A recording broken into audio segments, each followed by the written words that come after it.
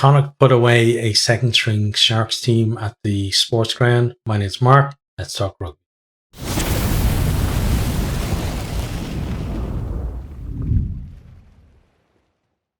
Normally I would be fairly scathing in my criticism of a team that sent such a weakened team for a game as the Sharks did, but in this case I can kind of see why they did it, because they've got a big European game coming up this weekend, and the travel time for them to get, like, it was what, 40 hours or something travel to get to Galway. So I can see why they decided to send a second team there. They've got a really important game coming up in Europe, and just to travel for that really would have hindered their preparation. So first team back in South Africa preparing for that, and the second team then came over to Ireland. Right to start though, Sharks, they let the kickoff bounce into touch. Connacht are able to nick the line out. Venter does get over the ball though, and he wins the penalty for the Sharks to clear. Connacht then steal the line out again, and Sharks, they're putting on some good pressure on Connacht's first scrum. Connacht do get it away and kick it into the 22. I'd say, like, for the Sharks out of this game, like, the performance of their front row would be, certainly at scrum time, would be a bonus that came out of this at least. Connacht, though, they have good possession and territory. They're making hard ground, but eventually they do knock on. We've got slippery conditions and there are plenty of handling errors. Sharks win a scrum penalty.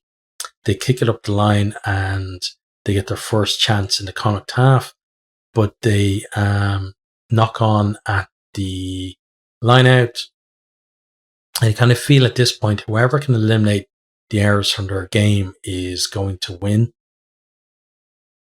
Connacht then, they get a penalty as the Sharks played a man at the line out. They kick the ball up the line. Connacht, though, obstructed the line out, and the Sharks are able to clear. And it's all basically like errors, giving possession away and losing momentum for both of the teams. Game is kind of swinging one way and the other. And along with the penalties, we've got the handling errors in there as well, helping that pendulum swing back and forth. We have a knock-on from the Sharks from a dominant scrum.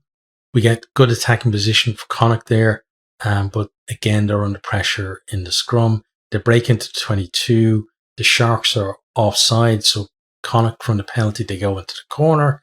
Dowling claims the line out and they drive over. Oliver is the scorer. Carty hits the post as a conversion, so we're at 5-0 at that point. Connacht then, they have another scrum. They get the ball out of the scrum quickly. There's a little dink over the top from Hansen. Farrell bursts deep into the 22. He offloads to Ford, who goes over and shows really great strength. Grounded, is converted for 12-0, and Connacht then produce a really good maul defence to force a turnover as the Sharks are trying to respond from a driven line out. Then Penke kicks out the full, allows Connacht to apply more pressure to them. Connacht at this stage then are pinning the Sharks in their own half. They're winning the kicking battle, and right at scrum half for the Sharks, he's really slowing their play down and making it difficult for them to get any kind of momentum at all. We do then have another period of like turnovers as possession is kind of swapping side to side. We have a few moments of quality though. Porch with a lovely kick up field and a great chase as well leads to a penalty for Connacht. just as the Sharks are beginning, to make some ground themselves. The line out throw, though, does go over the top. Carty is the first to react. Connacht, attack from there. They're threatening the line. They have penalty advantage. They're sucking in defenders. O'Halloran then goes through a massive hole to score under the post. It's converted and about 19-0. Then the Sharks are able to disrupt a line out. Connacht are pinged for offside, and the Sharks from the penalty go into the corner. The Maul makes some really good ground and they got penalty advantage. Delahunt gets yellow carded for coming into the side of the Maul. They go back into the corner again. Connacht halt the Maul legally this time. Sharks go through the phases. They're up within 10 meters of the line. They get another penalty for not supporting weight at the breakdown. They then go into the opposite corner. Connacht disrupt the Maul again. It's unplayable and they're able to turn the ball over. So a decent period of pressure from the Sharks there. Connacht, though, eventually able to clear, and the Sharks kick the ball out on the full. A real chance missed there for the Sharks to get some kind of momentum in the game. We then have a penalty from the line-out Maul that helps Connacht to make their way even further upfield. Wright kicks out on the full again for the Sharks, and just kind of making life difficult for themselves at this stage. Porch, though, then he kicks out on the full for Connacht, and we're going back to errors from both teams again. Sharks, they're still strong in the scrum. Makunu and Sadi, is it? They were really delivering, and but Connacht then they had the edge in the line out. So set piece kind of going, 50-50 on that. Connacht, they're able to punt upfield, and the Sharks are taking way too long to clear through Fleur. He gets charged down by Ford.